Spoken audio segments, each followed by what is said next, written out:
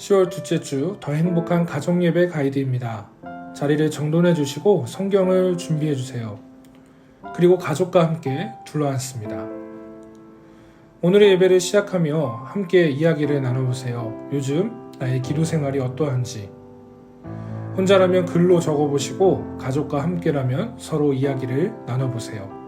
잠깐 가이드를 일시 정지하시고 나눔의 시간을 갖겠습니다. 서로 이야기 나누셨나요?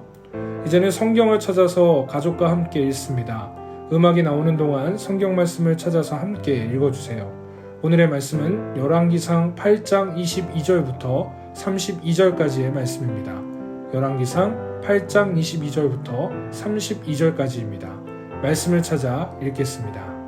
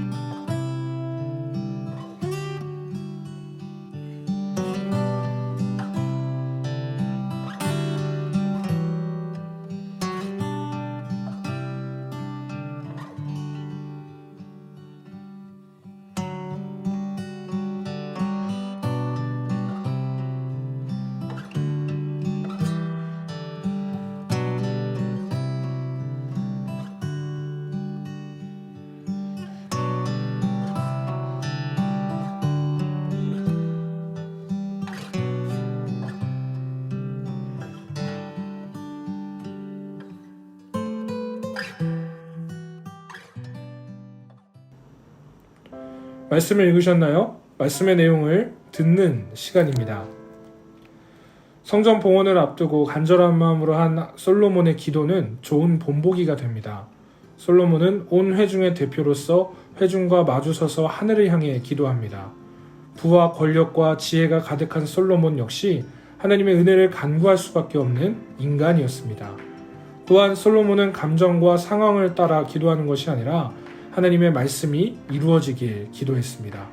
그렇다면 그 내용은 무엇일까요? 하나님은 다윗에게 자신의 길을 조심하고 하나님 앞에서 즉 호람대오의 삶을 산다면 왕위를 보전해 주겠다고 약속하셨습니다.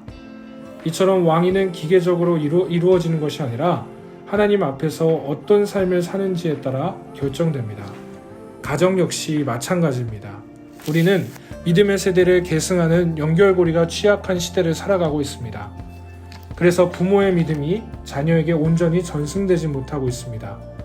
가장 큰 요인은 부모의 믿음이 바로 서지 못한 데 있습니다. 우리는 하나님 앞에서의 삶을 살아야 합니다. 솔로몬이 지금은 이렇게 기도하지만 그 역시 믿음대로 살지 못해 훗날 나라가 분열되고 말았습니다. 우리 가정의 믿음이 지속될 수 있도록 부모를 중심으로 온 식구가 하나님 앞에서 살아야 합니다. 솔로몬은 땅과 하늘이 하나님을 담을 수는 없지만 하나님을 위해 건축한 이 성전에 임재해 주시길 하나님께 기도합니다. 정성을 다해 건축한 성전에 하나님이 안 계시면 그것은 그냥 화려한 건축물에 불과합니다. 하나님의 임재가 성전을 성전답게 만드는 거죠.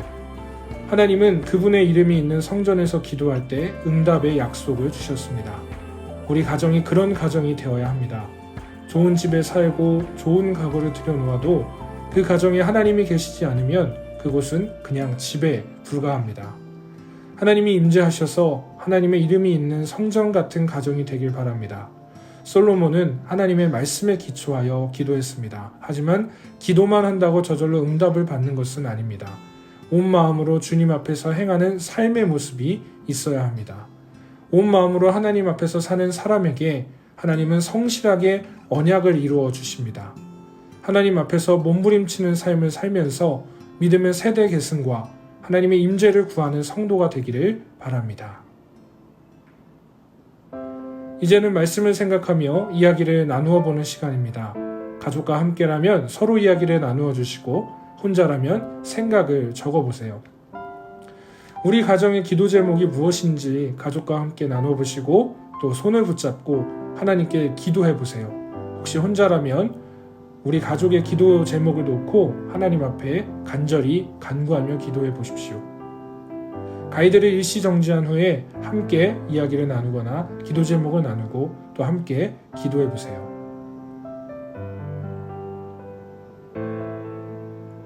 우리 가정에 하나님의 임재가 떠나지 않게 하려면 무엇을 버려야 할지 가족과 이야기해 보세요.